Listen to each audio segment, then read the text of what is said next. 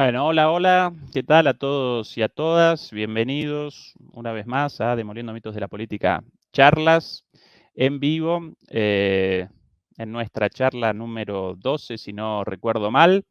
Antes de comenzar, como siempre, el agradecimiento a todos ustedes por acompañarnos. Contabilizamos ayer 20.000 suscriptores, así que, como siempre, mil gracias. Ayúdennos, por favor, si nos pueden, si nos quieren ayudar, ayúdenos con la difusión del canal, con las membresías también nos pueden ayudar, así que si quieren participar de alguna manera en la decisión de los invitados y en otras decisiones relativas al canal, pueden participar a través de las membresías. Y dicho todo esto, como muy breve introducción, quiero presentar al invitado de hoy para nuestra charla de hoy. El día de hoy nos acompaña Jorge Alemán, nada más y nada menos. Hola Jorge, ¿qué tal? ¿Qué tal, Ezequiel? ¿Cómo te va? Jorge, en Argentina y en España prácticamente no debería presentarlo porque representa una eminencia, un intelectual de renombre muy, muy conocido, pero quizás para el resto de nuestra audiencia en otros países lo presento muy rápidamente. Psicoanalista y escritor, Jorge, yo Jorge te conceptualizo no solo como uno de los intelectuales más lúcidos del mundo hispanoparlante, sino quizás también uno de los más influyentes, con una mirada muy, muy, muy, muy profunda de lo social, con esta característica tan interesante de tu enfoque, de esta unión, de esta relación entre el psicoanálisis con Lacan, con Freud, Wittgenstein y con a la vez Marx, Gramsci, Maquiavelo, esos tus autores habituales. Así que esa la presentación, Jorge. En el día de hoy queremos establecer el foco en primer lugar en la cuestión de las extremas derechas. Jorge, en este momento vos aparecés, perdón, en Buenos Aires presentando tu libro, ¿verdad? Tu último libro, Breviario Político del Psicoanálisis. Sí, voy a presentar dos libros, el Breviario Político de Psicoanálisis y un libro de poemas, que se llama La Hora del Rechazo. Ajá, con poemas tuyos de tu juventud, ¿verdad? Por lo leído ahí en página 12. No, poemas míos actuales. Actuales, ajá. He seguido, he continuado, he insistido con eso. Bueno, todo el mundo invitado a la lectura del libro. Yo lamentablemente carezco de una copia, así que no vamos a poder deliberar sobre el libro en particular, pero seguramente algunas cosas leídas y entrevistas tuyas vistas también sobre el libro, así que muchos de los temas esos van a aparecer hoy. Quería comenzar, Jorge, con el fenómeno de la nueva extrema derecha. Presenciamos el avance de la nueva extrema derecha en Europa, en Estados Unidos, en América Latina, en algunos casos con la llegada a los gobiernos, en otros casos no, pero aún así como alternativas electorales competitivas. Comencemos por ahí. ¿Cuál es tu interpretación de esto? ¿A qué responde el fenómeno? ¿Cuáles las causas de esto? Bueno, yo desde hace muchos años he trabajado por la vía de Lacan una elaboración que la hice bastante conocida en mis ensayos sobre el discurso capitalista, que sería muy complejo abordar aquí, pero voy a describir una serie de sus características para dar cuenta de tu pregunta.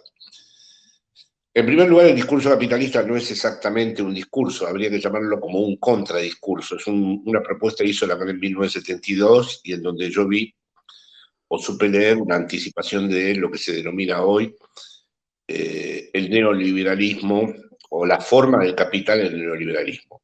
El discurso capitalista Lacan lo elaboró a partir de sus distintas intervenciones sobre el texto de Marx. Entre las propiedades de ese discurso, las que me parecieron muy específicas para relacionarlas con la extrema derecha, es que Lacan dice que el discurso capitalista es un movimiento circular sin corte alguno y tiene todo el tiempo un proceso de aceleración que conecta a todos los lugares y que destruye los legados simbólicos. Esa es la primera cuestión y lo que diferencia al capitalismo industrial y a las derechas que eran correlativas al capitalismo industrial, a lo que ha surgido en el neoliberalismo bajo la modalidad de la extrema derecha, que es una agenda híbrida. Esta idea que tiene Lacan de que rompe todos los legados es muy importante porque muestra cómo hay enormes sectores de la población en distintos lugares del mundo, en América Latina, en Estados Unidos o en Europa, como has dicho antes, en donde hay ya muchísimas subjetividades que no se reconocen en ningún legado político, que no tienen ninguna oportunidad de leer las herencias simbólicas, que no participan de una relación con el pasado donde el pasado pueda ser experimentado, donde el pasado pueda ser leído o incluso donde se pueda hacer un duelo sobre ciertas manifestaciones transformadoras que hubo en el pasado. Esto deja un espacio flotante en donde viven miles de sujetos, en donde hay una imposibilidad de reconocerse en historia alguna. Y por lo tanto, son sujetos susceptibles de ser capturados por los distintos dispositivos mediáticos, digitales, de las redes, etcétera, etcétera.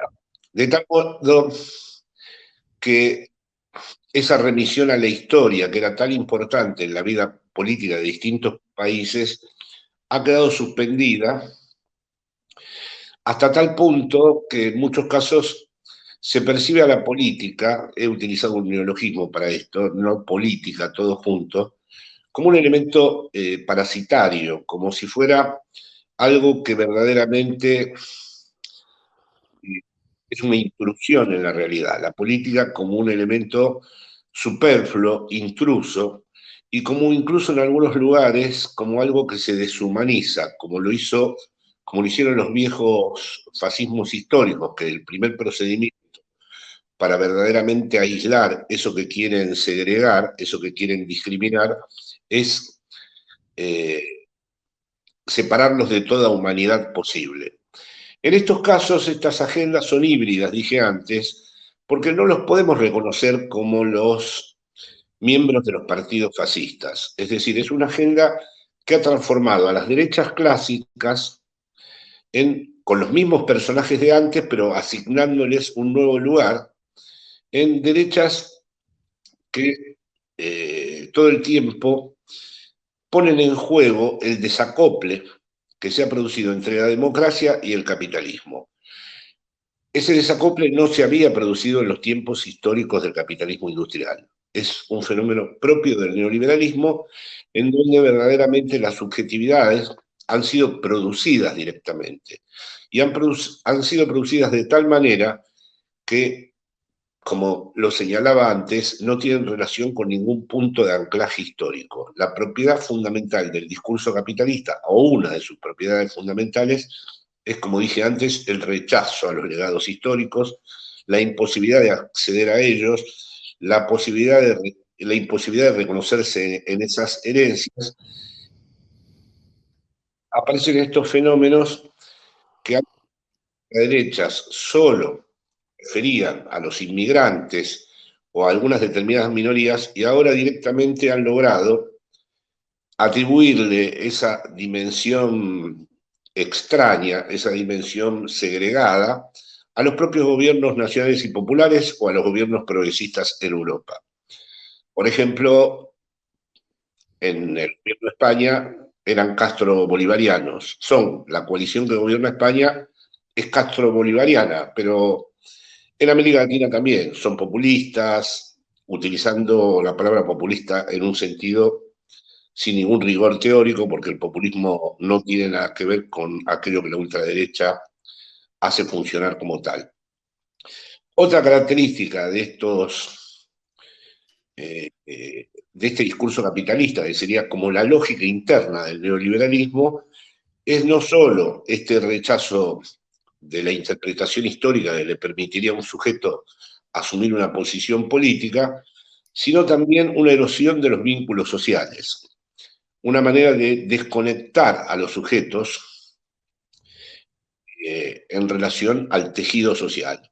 Hay una permanente erosión de todos los vínculos, lo que vuelve muy problemática, vamos a decir, la manera de transmitir a la política, porque la familia, las relaciones de amor, las experiencias con la propia historia, las experiencias con la poesía, la experiencia con el arte, las experiencias ritualizadas de la política, van teniendo cada vez menos efectos operativos y se produce entonces un nuevo posicionamiento que, como dije antes, hace que los sujetos solo se refieran a un presente absoluto.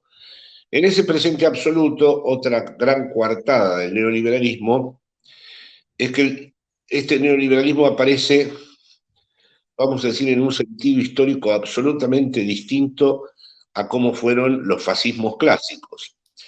Voy a dar un ejemplo de esto. Bueno, el ejemplo de Freud. Para Freud, entrar en una cultura exige una cierta renuncia. Si no se renuncia a determinadas pulsiones, no existe el lazo social. La condición de posibilidad de que haya vínculos sociales es que se diga que no a ciertas pulsiones. Es una reformulación del contrato social viejo de Rousseau, no como condición de posibilidad para que exista el vínculo. La ultraderecha, en cambio, gracias a estos dispositivos acelerados, en donde han roto los legados simbólicos, lo que formula es que no hay que decir que no hay que renunciar a nada, que el sujeto se tiene que hacer cargo él mismo de su propio destino y de su propia suerte, y que ese pedido que le hace la política progresista o le demandan los movimientos nacionales y populares es absolutamente falso, es un interés, no es en favor del bien común. Por lo tanto, vuelve muy incómoda la posición de las posiciones progresistas o nacionales y populares, porque si tiene que poner del lado del no. Doy un ejemplo que conozco muy cercano por Madrid. La presidenta de la Comunidad de Madrid,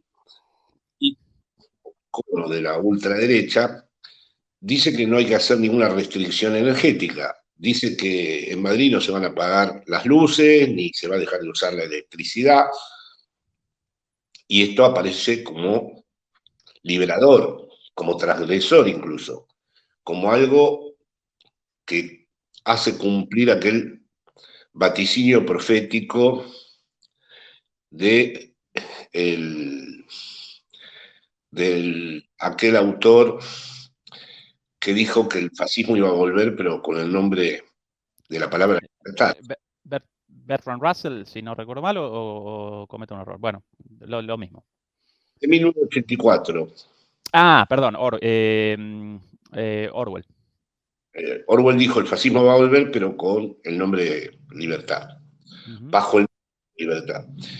Pero claro, ¿qué es esta libertad? Es por un lado ese rechazo a los legados simbólicos, por otro lado esa libertad participa del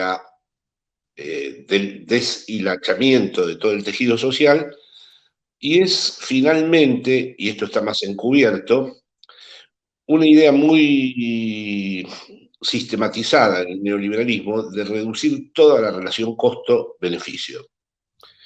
Es decir, me conviene vender un hijo, me conviene cortarme un brazo, debo separarme de un novio o una novia, debo dejar de tener tal amigo.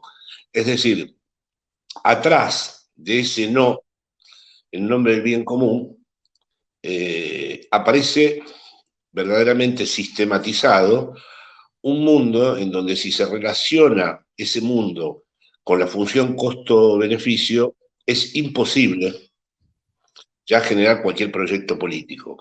Esto es lo que le da una situación bastante incómoda, al menos actualmente, a las izquierdas y a los movimientos nacionales y populares que por primera vez tienen que ser ellos los que se ponen del lado del no. Freud mismo decía, bueno, hay que decir que no para ingresar a la cultura, pero si una cultura no satisface las necesidades primordiales, merece ser destruida. Ahora, en este caso, la tentación con la que, vamos a decir, opera la ultraderecha es, bueno, no digas que no, porque ese no es un robo de políticos. Son ellos los que te están estafando. Ese robo funcionó en todas las lógicas de la agenda híbrida de la ultraderecha. Funcionó con la cuarentena, que fue vivida como una imposición de los estados, funcionó en el despliegue mismo de la pandemia, en donde se negó prácticamente lo que eran sus verdaderas incidencias, y funciona actualmente en diversas formas de negacionismo, porque evidentemente cuando ya no hay más historia, cuando ya no hay más legados simbólicos que leer, por ejemplo en Argentina por primera vez se están escuchando reclamos a favor de la dictadura de nuevo, reivindicaciones de los militares, burlas hacia los desaparecidos. Hubo cosas tremendas en estos días a raíz de la muerte de la madre fundadora de las Plazas de Mayo, Eve de Bonafini. Es decir, muestran un nuevo, como diría Maquiavelo, humor social altamente peligroso, porque han aparecido miles de seres a los que la historia no les dice absolutamente nada, y que además están en condiciones de, al haberse retirado del marco de los vínculos sociales, establecer unas condiciones de odio inéditas. Porque si se retira el lazo social, que es una de las grandes barreras del odio, el odio siempre tiene que buscar lugares donde pueda ser sublimado, donde pueda volverse ambivalente, donde el adversario te moleste pero no lo quieras destruir. Pero si esa barrera social se extingue, lo que se obtiene es un odio puro, una promoción del odio inédita.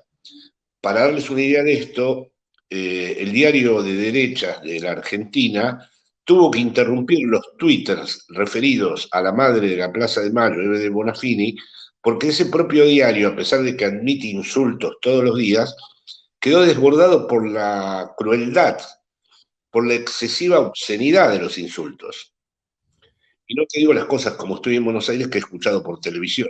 Nunca me imaginé en la Argentina, después de toda la política de memoria, verdad y justicia, pero claro, memoria, verdad y justicia exigen el punto de anclaje, exige que sujetos sepan leer la historia, exigen que sujetos no olviden lo que fue la dictadura, exige que los sujetos entiendan lo que fue el proceso democrático.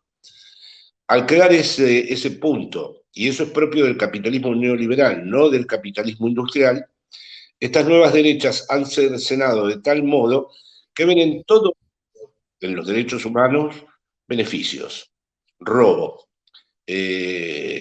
puros intereses, ¿no? No queda ningún valor que pudiéramos denominar, aunque sea clásica la palabra, como sagrado. Todo es robo, todo es interés, todo es relación costo-beneficio. Hasta tal punto que uno de los ultraderechistas libertarios de este país, que es admirador de Gary Becker, el premio Nobel, que quería precisamente reducir la relación costo-beneficio, como dice Lacan, los locos son los que se toman las cosas en serio, ha declarado que si uno siente que le conviene vender un órgano, lo puede hacer, y vender un hijo también.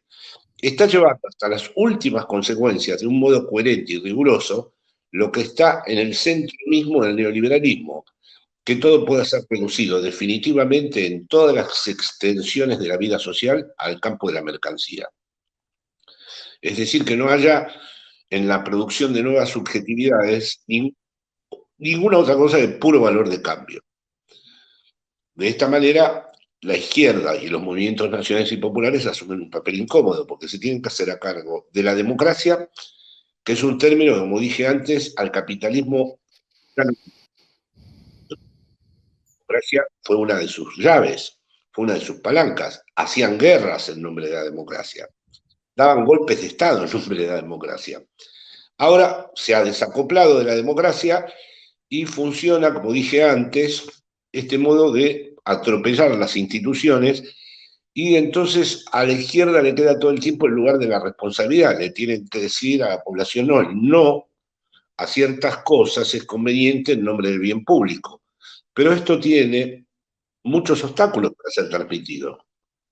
Si yo digo, bueno, no, todos estos impuestos corresponden porque van a participar de una lógica distributiva que va a permitir que la vida de la población pueda ser un poco más soportable, ya se vive como una enorme restricción, incluso por aquellos que hubieran sido beneficiados.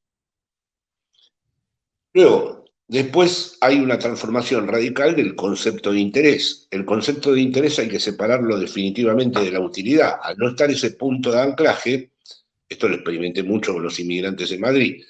El líder de la ultraderecha dijo que todos los inmigrantes eran unos cerdos. Yo estaba hablando con un joven peruano que iba a votar a la ultraderecha, le mostré porque llevaba en el teléfono el vídeo del líder de la ultraderecha, en donde afirmaba esta barbaridad, y me dijo que eso no iba con él.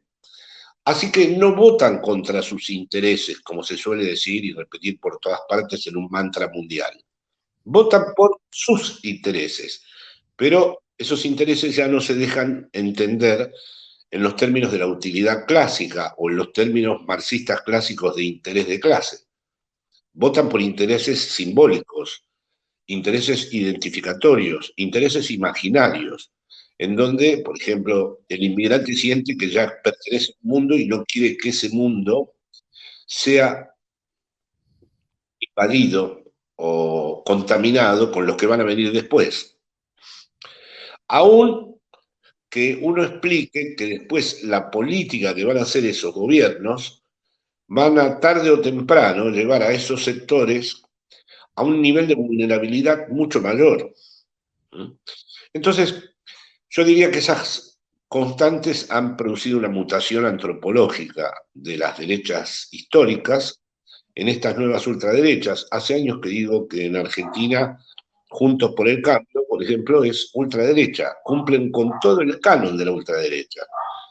Negaron la cuarentena, negaron las imposiciones del Estado en nombre del bien público, relativizaron de manera absoluta la deuda, empezaron a manejar íconos en las movilizaciones donde se burlaban de los desaparecidos, hubo un montón de simbolizaciones en donde verdaderamente esos que habían desaparecido ya no pertenecían al país, ya no eran, ya estaban expulsados de la comunidad.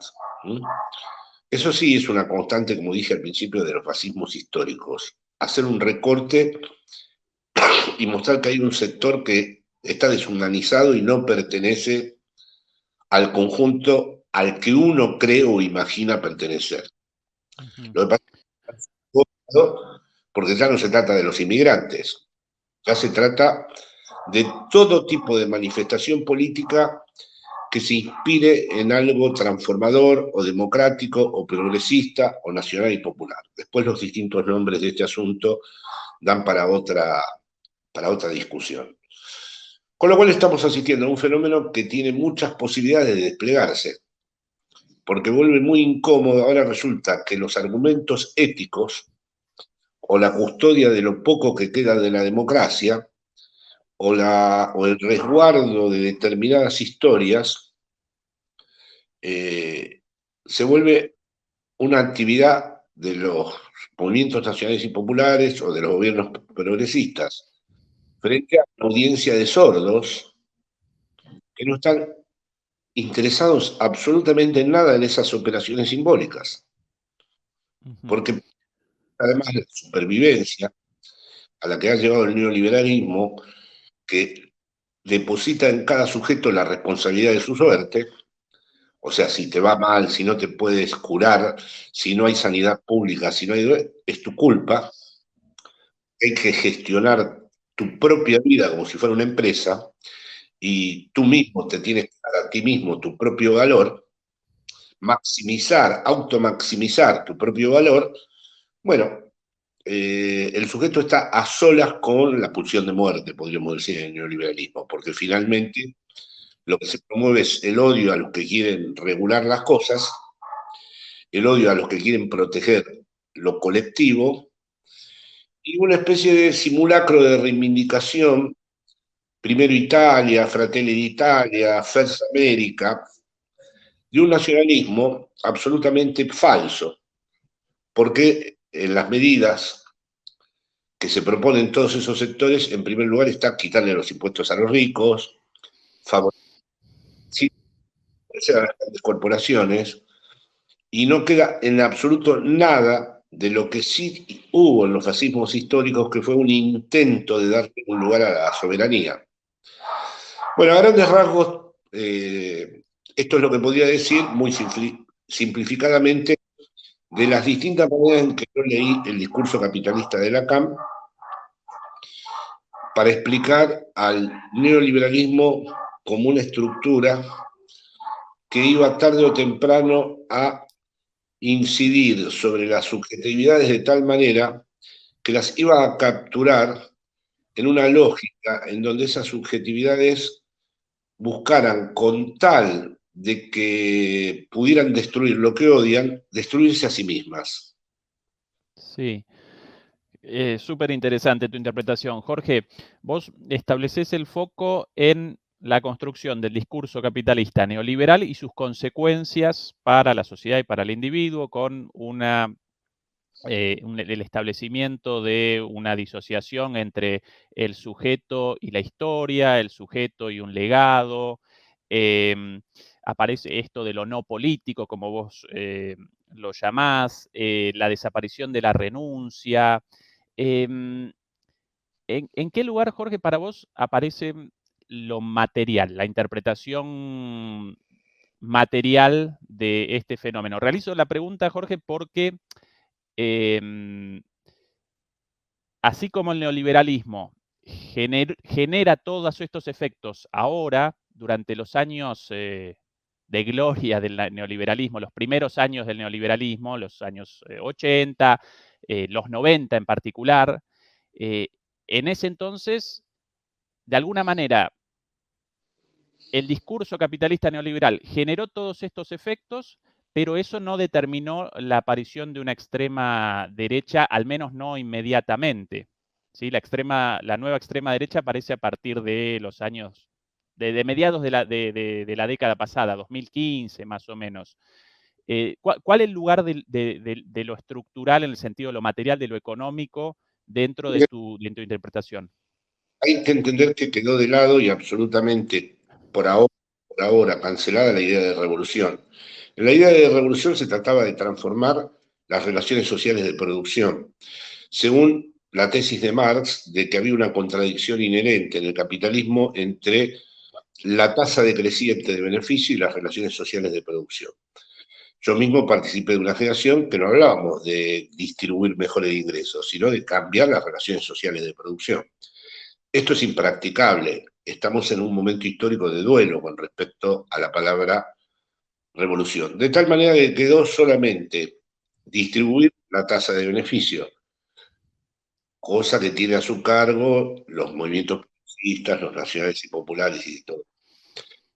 Resulta que hay cada vez más personas que están por fuera de las lógicas distributivas. Por ejemplo, hay un montón de personas que hace años que ya se habituaron a vivir trabajando, como se dice vulgarmente, en negro, sin ninguna formalidad. Y no les mueve demasiado ya el hecho de tener una inscripción simbólica distinta. Y además, toda esa experiencia que he señalado antes del surgimiento del neoliberalismo no se había llevado por delante enteramente al estado de bienestar. El desbrozamiento del estado de bienestar ha empezado recientemente en los últimos años, en donde el neoliberalismo ha hecho mucho más efectiva la idea de que cada uno se tiene que buscar la vida. Y como hay muchos que ya se buscan la vida, por ejemplo, el discurso de la izquierda, todo el mundo tiene que tener una relación laboral que sea legal, que cumpla con todas las condiciones formales de una relación laboral, a miles de personas ya no les dice nada. Hay miles de personas que están fuera de esto. Y hay miles de personas que están fuera de esto, pero no del mercado. Porque si uno va a un lugar en donde habita de una manera cruel y radical la pobreza, eso no impide que haya mercado. Uno va a una villa miseria y no, para ajustarme a la definición de Marx de la pobreza, no están satisfechas las necesidades materiales. Pero sin embargo se ve intercambio de droga, de plasmas, de armas tuneadas o falsificadas, plasmas, y que hacen a un tipo de intercambio en el mercado. Quiere decir que hay toda una vida del mercado y una vida del empresario de sí mismo, como estudió Foucault el nacimiento del neoliberalismo, que está puesta en curso y que no acepta las regulaciones que propondría, no le dicen nada, no las ve como verdaderas, no les resultan creíbles las promesas de las izquierdas o de los movimientos nacionales y populares, porque ya están capturados en la inmediatez del mercado en el que se mueven. Bien. Economía popular, porque el concepto de economía popular sería un modo de volver a articular a esos sectores que han quedado marginados del mundo oficial, digamos así, del mercado, en un mundo de economía cooperativa y colectiva que no estuviera despolitizado y que encontrara en los propios recursos de ese trabajo colectivo un proyecto político al cual sumarse. Sí. Si en la lógica del narco, del vendedor de cualquier cosa, en sus propias condiciones, ahí cada vez más se establece una analogía, una semejanza entre el propio funcionamiento del capital financiero y los sectores más vulnerables. Bien. Yo, Jorge, realizo una interpretación similar del fenómeno. La presento simplemente para generar una contraposición de ideas.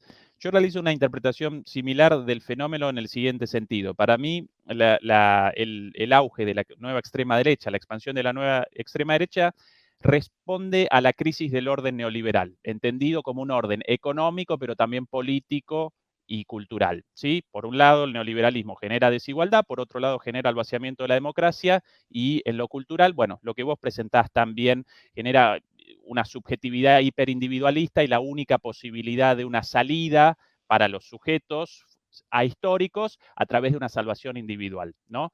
Pero eso para mí aparece como una consecuencia de la crisis del neoliberalismo, no del capitalismo, sino del orden neoliberal. Para vos representa, de alguna manera, una consecuencia del éxito del establecimiento del neoliberalismo, o el mismo neoliberalismo en su propia dinámica va a generar esto, no por una crisis, sino que el propio funcionamiento del neoliberalismo genera el surgimiento de la extrema derecha en última instancia. Esto último considero, es decir, por empezar, Sí, no considero crisis en el capitalismo nunca. Es decir, es un poco la confusión, si se llaman así, con todo el respeto, del marxismo. Imaginar que de modo inmanente el capitalismo iba a ser transformado por sus propias contradicciones y que iba a haber un sujeto histórico destinado entonces a hacerlo colapsar, precisamente por la contradicción entre el desarrollo de las fuerzas productivas y la tasa decreciente de la ganancia. El capitalismo está demostrado ahora que vive de la crisis y que puede desarrollarse en el interior de un colapso, en el interior de una guerra, en el interior de la destrucción y seguir funcionando. de No lo acuerdo, pero y no una crisis del no del capitalismo, sino de una forma del capitalismo, el capitalismo neoliberal. Pero el neoliberalismo no me parece a mí, en mi caso, un Sí. subcapitalismo, sino la manera que hoy en día el capitalismo tiene como forma, como modalidad estructural. Otra Ujú. cosa, en la línea de tu planteamiento, Sí. pensar que el neoliberalismo es una consumación de esa crisis. Que el neoliberalismo dé paso a otro capitalismo. Eso ya depende, entre otras cosas, de factores geopolíticos, porque no olvidemos que por primera vez hay una potencia mundial que le está disputando a Estados Unidos su hegemonía en el capitalismo, que es China, que tiene una modalidad de desarrollo de sus fuerzas productivas que no es específicamente neoliberal, aunque no, no deja de estar contaminada con eso.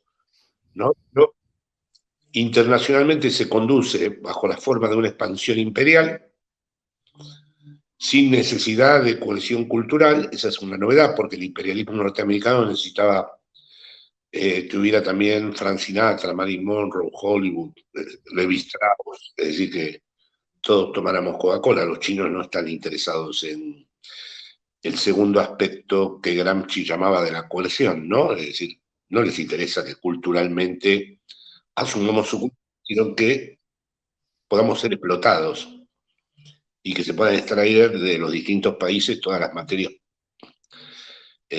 Actúa por acumulación, por desposesión, digamos, como se diría ahora.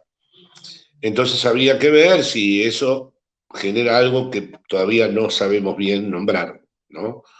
Pero lo importante aquí para mí es que no hay crisis, en el sentido de que tampoco la guerra, esta que está habiendo, una guerra entre dos oligarquías finalmente, dos oligarquías rentistas, entre la oligarquía rusa y la norteamericana, vaya a generar una crisis en el capitalismo. Incluso te diría más, por ahora le está yendo bien a Estados Unidos con esto.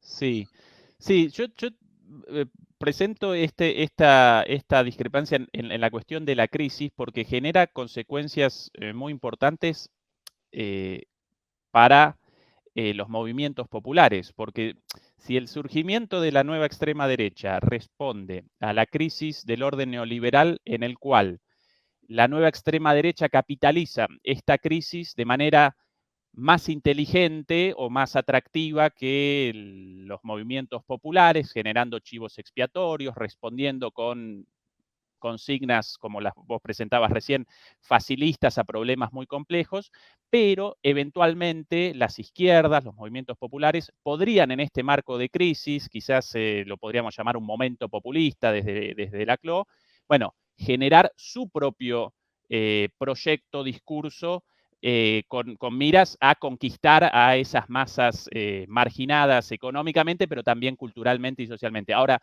si no aparecemos frente a una crisis y si esto representa la consecuencia natural del neoliberalismo, entonces, ¿cuáles las posibilidades para las izquierdas, los movimientos populares, si esto representa de alguna manera el destino indefectible del capitalismo neoliberal, generar extremas derechas como única alternativa? Bueno, hay dos cuestiones aquí en lo que está diciendo. Por empezar, no veo posibilidades de un momento populista, porque un momento populista exige, en el sentido de Ernesto, con el que trabajé varios años, la constitución de una cadena equivalencial, la construcción de un pueblo, una frontera antagónica, y vemos que los propios líderes emergentes de las izquierdas no van por esa vía. Han intentado desplazarse hacia zonas, si se puede decir así, más conservadoras y con pactos que no van justamente en la dirección de un pueblo que esté buscando un proyecto emancipador, sino de cómo sostenerse en el Estado.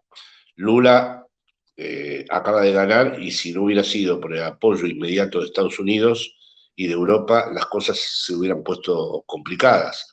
Petro tiene que hablar con todos los sectores más horribles que pudo haber en Colombia si quiere mantenerse en el Estado, con el uribismo, con los narcos. Boric ha tenido un retroceso enorme en los días, bueno, y el gobierno del Frente de Todos también está atravesando un momento súper problemático. Así que yo no veo el momento populista. Lo que estoy de acuerdo en lo que estás diciendo es que sí hay un problema en este modo que tiene el neoliberalismo de ser en el mundo, digamos, que es tal vez su fracaso en la gobernabilidad, que no sabemos cuánto va a durar, pero es un hecho que cada vez que toman los gobiernos, luego realmente la devastación es tan grande que, bueno, Trump duró un mandato, Macri duró un mandato, Bolsonaro duró un mandato. Ahí sí veo una rendija.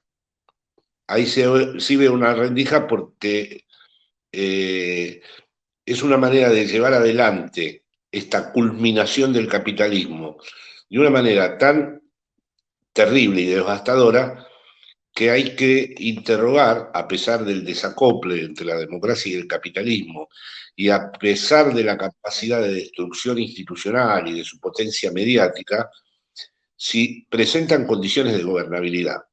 Así que yo, momento populista no veo, pero lo que sí veo, en la línea de tu observación, es que pueden presentarse momentos muy problemáticos de gobernabilidad o de gobernanza, como se dice ahora, para estas ultraderechas que están al frente cuando se hacen con el Estado.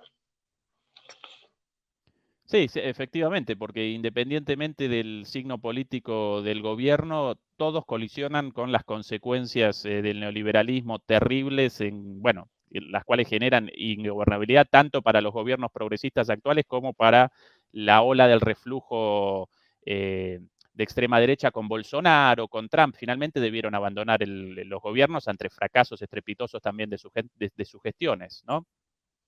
Pero como has dicho al principio, abandonan, pero no se extinguen políticamente. Claro. Eso ten en cuenta. Se constituyen en una presencia todo el tiempo amenazante y desgastante del proyecto que asume. Es decir, no pueden gobernar bien, pero no dejan gobernar, y ese es el impasse histórico en el que estamos. Bien. Y Jorge, en ese impasse histórico, ¿cuál la perspectiva más inteligente para las izquierdas, para los movimientos populares en América Latina? Porque aparentemente ante esta situación podrían o bien realizar un giro hacia la moderación, y esa parece la alternativa elegida, bueno, por el gobierno en Argentina, por Lula, por Boric, incluso los intelectuales más ligados a los gobiernos populares en América Latina realizan una conceptualización de esto como la segunda oleada. Recuerdo a Álvaro García Linera, ¿no?, presentando esto como una segunda oleada y caracterizando esta segunda oleada como más moderada debido a las dificultades del tiempo histórico. Entonces, podrían, o para un giro hacia la moderación o un giro hacia la osadía también, hacia el otro lado tal vez. ¿Cuál, en tu opinión, la alternativa más inteligente, o no pueden ninguna de las dos, o deberían hacia otro lado? ¿Cuál es la En respuesta desde nuestro esto soy, lugar? esto soy maquiaveliano, ¿no? En el sentido de que creo que regla que determine si hay que ser moderado o hay que ser osado. Es decir, me parece que hay que verdaderamente combinar las dos cosas. Es decir, como dice Maquiavelo, fortuna y virtud, ¿no? Eh, Está siempre la contingencia de la fortuna y está también la virtud. Y habrá que ver cuál es el momento para ser osado y cuál es el momento para ser moderado. Eso ya forma parte del propio arte de lo político. Porque en el propio arte de lo político no hay una regla, no hay una meta regla que diga, este periodo debe ser un periodo de moderación. Bueno, no. Tal vez podría entusiasmarse con la política un enorme sector de la población si hubiera medidas osadas. A la vez, esas medidas osadas no pueden dejar de ser eficientes, no pueden ser catastróficas, no pueden estar inscriptas en una lógica sacrificial, en donde uno se enamore de la osadía sin calcular sus efectos. Entonces, ahí sobre esto verdaderamente no veo que exista una regla. Existe una regla. Depende mucho también del humor social. Depende mucho también de la consolidación de un gobierno en su proyecto popular, de cómo pueda construir un pueblo. Pero claro, para eso los gobiernos nacionales y populares y progresistas tienen ahora un nuevo trabajo, que es construir mayorías, que antes venían dadas, casi dadas. Los desposeídos se sentían identificados con los que protegían su lugar. Ahora esto no es así. Por lo tanto, se ha problematizado mucho más el modo en que la mayoría se construye. No le vale a los propios. Los propios ya están. ¿Cómo hace para saltar esa barrera de los propios y pasar a volverse un interlocutor de sectores más amplios? Es uno de los desafíos más importantes, incluso para las medidas usadas. Tratar de incluir mayorías, con respecto a esto, a mi juicio a veces hay un equívoco, no quiere decir ser más moderado, sino quiere decir incluir a esas mayorías en la osadía. Pero eso los tiempos justos, cálculos políticos muy rigurosos, proyectos muy bien definidos y no improvisados. Completamente de acuerdo con vos, Jorge, en esto. El otro día realizábamos una charla con Juan Grabois y deliberábamos sobre este punto con respecto al Frente de Todos y a la decisión en su momento de Cristina de presentar como candidato a Alberto en el marco de la alianza del Frente de Todos, ¿no? Y Juan Grabois respondía directamente, no, bueno, Cristina cometió un error, se equivocó en la elección, ¿no? Y yo realizaba una interpretación mucho más parecida a la tuya, o mucho más parecida a tu línea de recién, en el sentido de que la idea de una alianza para restablecer el peronismo y para restablecer los sectores populares de Cristina, en principio representa una idea inteligente, plausible, una estrategia correcta.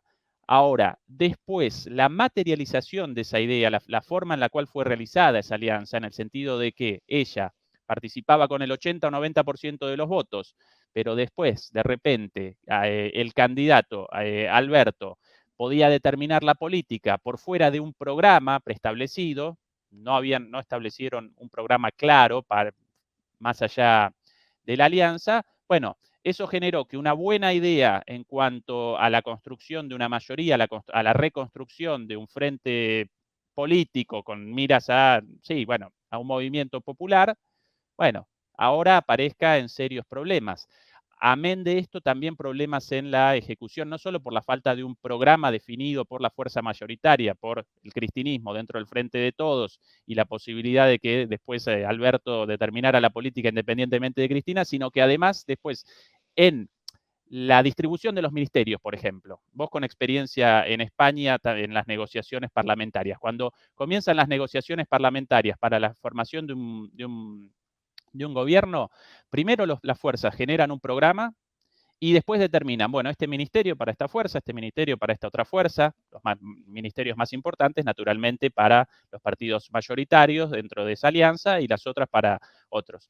En la formación de los ministerios, en la composición de los ministerios, en el gobierno actual aparecen distintas capas con distintos actores respondiendo a figuras distintas y eso a veces genera, aún en decisiones claras, inmovilidad por internas políticas entre las distintas partes de los ministerios. Entonces, la idea de el Frente de Todos, en mi opinión, representa una buena idea, pero la forma de realización equivocada. Y acá no aparece ni la osadía como excluyente de la moderación, sino una idea de, bueno, determinar según las circunstancias, pero claro, sin cometer esta clase de errores. ¿Cuál tu visión respecto a esto?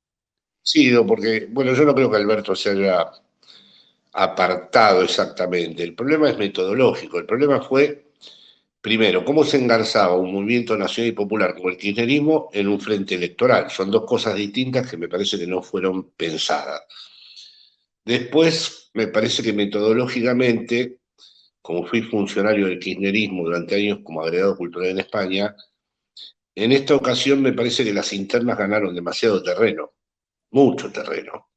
Es decir, podría haberse buscado un modo de sancionar las diferencias que existían de una manera más institucionalizada. Por ejemplo, en España yo participé de la fundación de Podemos y Podemos no pone en tela de juicio la investidura presidencial. Hay tensiones de todo tipo. Yo podría presentar una larga lista de tensiones que hay sobre la independencia de Cataluña, la posición frente al País Vasco, la guerra, el feminismo. Hay un montón, pero no hay nunca nada que muestre todo el tiempo que aparezcan renuncias, que aparezcan declaraciones introspectivas. Cuando yo digo esto me dicen que es una mirada eurocéntrica porque vivo en España y todo eso, y no, no es una mirada eurocéntrica. Las cosas funcionarían mejor y serían más efectivas si uno puede tener razón, pero después tiene que ver cómo usa la razón. Yo puedo aceptar que Cristina tiene razón, pero hay que ver cómo se usa la razón. Ahora mismo está pasando una cosa muy singular. Ahora Guzmán es el culpable de todo y nadie sabía lo que hacía. Todo el mundo dice, no sabíamos lo que estaba haciendo.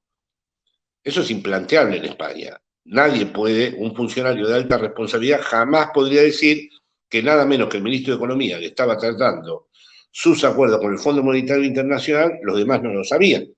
Es una cosa de locos. No, no, no. Y sin embargo, en estos días aparecieron declaraciones y de todos los demás diciendo nosotros no sabíamos lo que hacía este tipo. Pero ¿cómo? Le encomendaron una de las tareas más determinantes con la bomba atómica que dejó Macri y no sabían lo que estaba ocurriendo. Entonces me parece que la interna en Argentina tiene demasiado lugar. ¿no? No porque no tenga que haber tensiones internas, no porque no tenga que haber discusiones, siempre se me entiende mal en este aspecto. Por supuesto que tiene que haber tensiones internas y discusiones. El asunto es el modo de tratarlas. Me parece que las tratamos, en este caso, de una manera en donde se nos ha debilitado, porque ¿qué es lo que ocurre? La población empieza a ser indiferente a esas internas y la derecha las sabe usar muy bien para generar y aumentar ese grado de indiferencia, para decir, ven, están todo el día peleándose por el poder. No se están peleando por un proyecto, se están peleando por el poder. Entonces, me parece, creo que en la Argentina además no se caracterizó muy bien que se trataba de una ultraderecha, lo que estaba del otro lado. Sí, bien.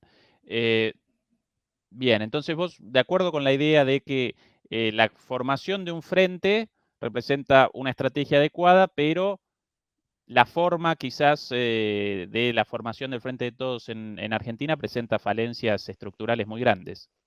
Vos lo llamás, Sí, bueno, internas, pero bueno, lo podemos llamar internas y disputas de poder a la intemperie. incluso pienso que de aquí al 23 sería interesante que se asuma más que lo más presente en ese frente es un movimiento nacional y popular y que se actúe en consecuencia con ello, que no se delegue más. Es decir, que no se delegue en una figura que después resulta que al poco tiempo no va a representar a nadie. Sí, Es decir, sí, sí. eso no me parece que tendría que o bien asumir la vicepresidenta o bien ella elegir a alguien que verdaderamente no dé lugar a ninguna discusión sobre si esa persona es la confiable o no. Pero no puede volver a repetirse que se elija a alguien y después se diga, no, yo esto no es lo que quería.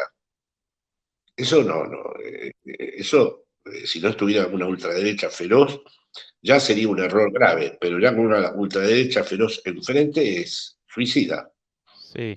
Yo Jorge, aparezco a favor de que las candidaturas las determine el pueblo argentino.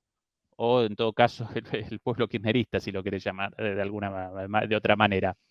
Solo Que esa candidatura que es ella, es el la, último bastión. la mía personal, si cuando yo participe en las PASO, sí, pero que realicen una interna en la cual participen todas las fuerzas y que las personas de a pie determinen a quién presentan como candidato y que por ende esa persona parezca legitimada como la fuerza, como la depositaria de esa voluntad popular. Sí, hasta ahora no sé, no entiendo bien eso, lo de las pasos parecen cuestionados. También es cierto que los movimientos internos que hizo el kirchnerismo en su oposición al gobierno de Fernández, en vez de llevar a un giro a la izquierda, ha llevado a la emergencia de sectores todavía más conservadores, porque ahora resulta que el superministro de Economía está haciendo cosas que si hubiera hecho Guzmán hubieran sido seguramente muy problemáticas. Entonces, me parece que tiene que haber una clarificación muy rigurosa sobre qué quiere el kirchnerismo de acá al 23 y cómo debe actuar. Bien. Jorge, abandonando un poco lo electoral y la bajada a lo electoral de este debate o de este análisis de la situación general.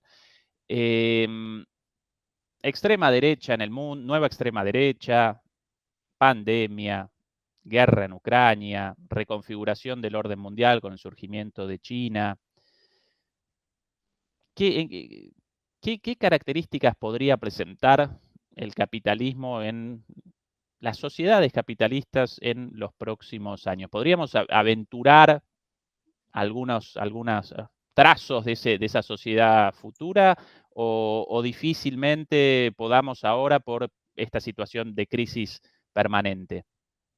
Yo creo difícilmente podemos ahora definir eso, pero sí podríamos decir que hay dos sensibilidades absolutamente opuestas y distintas, que es la de las ultraderechas y distintos sectores en el mundo que ven que el capitalismo no es ya solo injusto, sino que va a volver al mundo insostenible, que la vida se va a volver impráctica. Bueno, habrá que ver en esa disputa, que en principio no aparece como muy favorable del lado de los que presentan objeción al capitalismo, pero también siento que ha surgido. también es cierto que cada día hay más personas que dicen de distintas maneras, con distintas estrategias narrativas, que el capitalismo no tiene ya posibilidades de que este mundo sea habitable. Bueno, tendremos. Y, El problema es que esto no cae bajo el paradigma de la revolución. La revolución era el fin del capitalismo, el fin de la barbarie, ¿no? Ahora no se va a disparar contra Google o contra Amazon, ¿no? Entonces, ¿cuál es la modalidad política de la salida del capitalismo? ¿Y cuál es el tipo de imaginación política que puede imaginar o concebir una sociedad postcapitalista? Se ha vuelto verdaderamente problemática.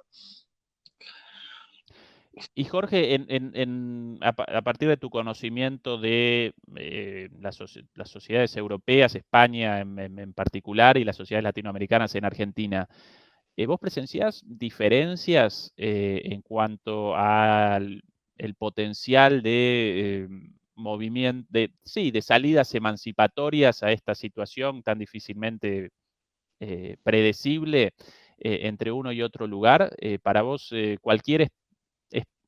cualquier esperanza de una salida a esto,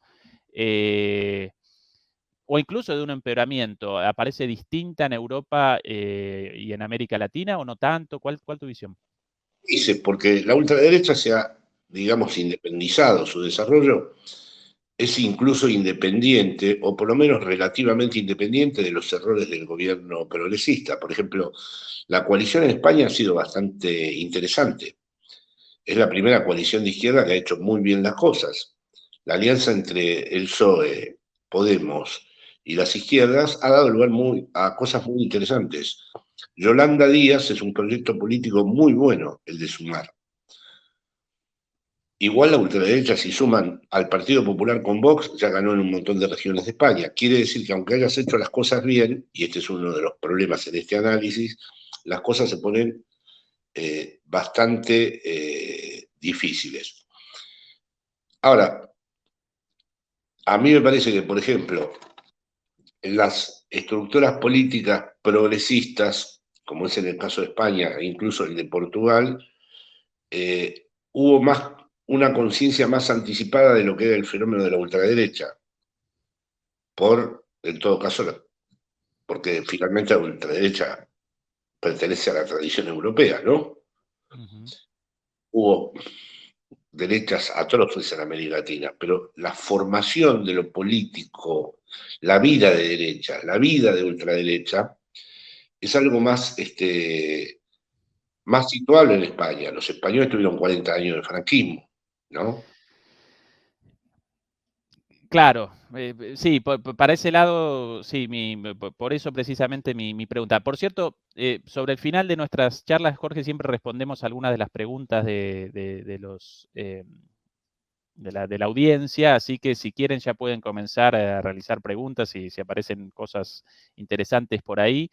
Eh, Más allá de la evaluación del gobierno progresista en España y del gobierno del Frente de Todos en Argentina, para mí aparece una diferencia estructural entre las sociedades, en particular en cuanto al tratamiento de las dictaduras, bueno, el proceso de memoria, verdad y justicia en Argentina y los 40 años de franquismo de alguna manera siempre latentes en España. Y quizás también en la existencia del peronismo como eh, un movimiento con un potencial emancipador, lo podría llamar. No quiero la palabra emancipación porque parece más ligada al marxismo, pero con un potencial disruptivo inexistente incluso en Podemos. Bueno, voy a matizar esto, Sí, Ezequiel. He estado varias veces mi dedo acusador en España, así que estoy sí. autorizado. Ustedes no han investigado esto, no han hecho esto, no han hecho otro. Pero hay que decir una cosa, que mientras Hitler tomó a París en 26, 27 días, y en otros lugares de Europa pasaron cosas semejantes, en España el alzamiento nacional se encontró con el pueblo entero entregado a luchar por la vida armada. Maestras, niños, mujeres, campesinos, y tuvo que matar a millones de personas para implantarse.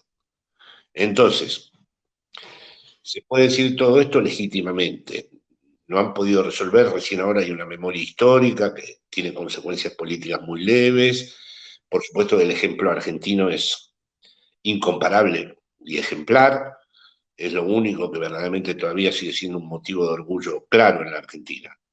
Ahora, es como si con Videla se hubiera levantado la población, lo que pasó en España, ¿eh? O sea, no fue cualquier cosa. El proyecto de la República contenía elementos revolucionarios y cuando se lo destituye, va todo el pueblo a la lucha. Y eso no se puede olvidar. Sobre todo porque al lado hubo regímenes que dieron la bienvenida al fascismo. Sí, de acuerdo con vos, Jorge, pero algo también similar en el caso de Chile, con una tradición socialista muy grande, democrática, una tradición democrática, pero de alguna manera borrada por los, ¿cuántos? 20, 30 años de pinochetismo después. El pinochetismo es una fatalidad que todavía sigo confirmando cuando voy. No, pero en España, como si se hubiera levantado Pinochet y se hubiera enfrentado a la población entera. Sí. O sea, en Ajá. España hubo, lo vuelvo a recordar, hubo que matar a muchos, ¿eh? Y mandar al exilio a millones. Y tener campos de concentración hasta los años 60 y pico. Y tener miles de desaparecidos. Ujú. Entonces, o sea, en España hubo una derrota en el sentido total del término, porque hubo una gran confrontación. Bien. Jorge, no, puede que la gente aparezca un poco asustada, no están realizando preguntas, quizás, bueno, la densidad y la profundidad de tu análisis genera un poquito de vergüencita en algunos de los, bueno, en la audiencia. No aparecen por ahora preguntas, pero quizás, quizás redondeo yo con una pregunta un poquito por fuera de los temas hasta ahora. ¿Estarás al tanto, aparecerás al tanto de la postura de Zizek respecto al conflicto, a la guerra en Ucrania y a un giro últimamente bastante, ¿cómo llamarlo? Bueno, sí, de posturas bastante paparulas de Zizek últimamente. Eh, ¿Cuál es tu visión de esa deriva última de Zizek? No lo seguí mucho, lo conozco desde hace años personalmente a él, ha escrito cosas interesantes, luego sus posiciones políticas, es finalmente un europeo, ¿no? Y un hombre que al final, como esloveno que es, y como alguien que surgió de la vida stalinista, va a apoyar el proyecto europeo, ¿no? Yo no comparto eso. Ahora, tampoco comparto, como me pasó acá en Argentina, donde fui insultado de todas las maneras posibles, que Putin es el hermano de Lenin, o el directo de Perón y de Cristina. No, me parece Sí, que no estoy ni con la OTAN, ni con Estados Unidos, ni con Putin. Tuve la suerte de haber conocido al ruso, de ir a Moscú, me di un grupo de izquierda muy perseguido, y ahora están exiliados en Georgia, porque fueron llamados todos a fila, y ahora mandó a los presos a las filas, y ya mandó a los chechenos, y no estoy tampoco a favor de Ucrania. Quiero decir, a esta altura tengo el derecho a no considerar emancipador, para usar la palabra, ni a Putin ni a las democracias occidentales. No veo una lucha entre la democracia y la autocracia. Veo una pelea entre las ideologías y una disputa en el interior del capitalismo. Guerra, el capitalismo tenía las guerras en las periferias, ahora las guerras están en el centro. Pero es una guerra en el interior del capitalismo. Y muchos de los desenlaces posibles van a tener que ver con las distintas modalidades que asume el capitalismo a partir de ahora. Hoy por sí, hoy esa guerra ha beneficiado. Finlandia y Suecia quieren entrar en la OTAN ha aumentado todos los presupuestos, el dólar y el euro se han emparejado y hay una consolidación de como el gran vendedor del petróleo y el gas de Estados Unidos. Así que el supuesto daño que yo escuchaba acá en Argentina de Putin le iba a hacer al mundo unipolar no se ha cumplido. Sí, sí, Jorge, en este canal nosotros presentamos esa línea de condena a la invasión rusa por un lado, pero de contextualizar eso en el marco de la expansión de la OTAN, y como tal, bueno, ese conflicto político no va a desaparecer sin una solución política, más allá de la apuesta por una resolución militar exclusivamente de ambas partes. En algunos lugares de América Latina, efectivamente, de acuerdo completamente con vos, la lógica del enemigo de mi enemigo representa a mi amigo aparece con Putin, cuando aparece un capitalismo estadounidense contra un capitalismo oligárquico ruso, en esta... Desde que Rusia condecoró a Viola y defendió a Videla como el militar democrático, se acabó para mí. A mí no me van a hacer, nadie me va a obligar a tener que elegir entre una cosa y otra. Estoy en contra de los dos. Completamente de acuerdo y a favor de la paz, obviamente. Y Jorge, en ese sentido, La paz de los pueblos, una paz, desearía algo parecido a lo que generó Lenin, paz, pan y trabajo, y nada de guerra y revolución. Jorge, en ese sentido, esto ya una pregunta a vos como residente, desde acá como un argentino residente en Berlín a un argentino residente en Madrid, más allá de que ahora aparezcas por Buenos Aires. Eh, ¿En qué medida vos presenciaste en la sociedad española un fervor guerrerista, un apoyo muy fuerte a la política de enfrentamiento militar eh, y de envío de armas contra Rusia? Porque en los medios, en general, el discurso aparece muy clarito. Yo en la sociedad alemana, no, más allá de quizás una pequeña fase inicial, no apareció ese discurso tan, sí, belicista en el común de la gente, por lo menos en mi ámbito. ¿Cuál es tu visión de eso? En España tampoco apareció. De hecho, además, si nos remitimos a los hechos concretos, le mandaron juguetes a Ucrania. Nunca hubo una decisión de la OTAN de rearmar de verdad a Ucrania. Es más, ahora están distanciados a raíz de lo de Polonia. Entonces, no. Si fuera por los españoles no les interesa nada. Les interesaría que los sentara a todos, les regalaran lo que haya que regalarle a Putin y que la guerra termine. O sea, la visión ahí que tiene la población es absolutamente solidaria de lo que sucede con el mercado. Es decir, hay inflación y les molesta, hay restricciones energéticas y les molesta, y la verdad es que no veo ninguna simpatía ni por Ucrania, ni por... No, lo que hay es una...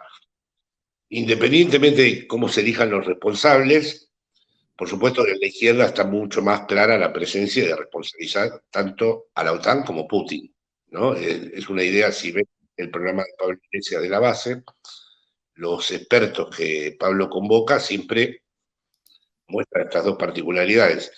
No veo en la izquierda una solución como la que me has descrito de CISE, de defender Europa como la gran reserva democrática. Pero hay un interés de decir, bueno, que terminen con esto, porque lo que se sabe es que si la dimensión nuclear entra en juego, puede ser algo irrefrenable, puede haber algo de gran destrucción. Y la gente tiene derecho a sentir que no quiere la destrucción del planeta. Claro que sí. Jorge, un placer, un privilegio y un placer la charla hoy con vos. Pocos intelectuales pueden comenzar una conversación sobre extrema derecha, de ahí realizar un salto a la situación política argentina y redondear con la guerra en Ucrania. Aparece el micrófono a tu disposición por si querés algo en el tintero o la promoción de tu libro. El No, cierre es no, tuyo. no. Les recomiendo mi último libro, que es muy fácil de leer, pues se leen, los textos son autónomos, es un breviario, como si fuera un mini diccionario, y te agradecería mucho que me envíes el recorte de esto, así lo cuelgo en mis redes. Bueno, el enlace, esto está apareciendo en vivo ahora por YouTube y después va a aparecer en el canal. Inmediatamente después de esto, enviado el enlace y ahí cliqueable eso y ahí para tus redes, Jorge. Tengo un canal yo también que se llama Punto de Emancipación, que viendo, Conocido. porque entrevisto a distintas figuras de España, de Argentina, ahora de Italia, en fin. Vistas varias de las entrevistas súper interesantes con Iñigo, con Pablo Iglesias, bueno, súper. Yo uno de los suscriptores de tu canal. Así que bueno, si nos quieren ayudar, ayuden también o acompañen el canal de Jorge. Punto de Emancipación, si no recuerdo mal, en YouTube, en el cual realiza entrevistas con un nivel elevadísimo, una cosa súper interesante, a figuras políticas e intelectuales, no solamente de España y de Argentina, sino en general del mundo hispanoparlante. Así que, bueno, hasta acá la charla de hoy. Otra vez, mil gracias por esta oportunidad, Jorge, y bueno, seguramente hasta algún momento cercano en el futuro con otra conversación. Hasta la próxima, compañero, gracias.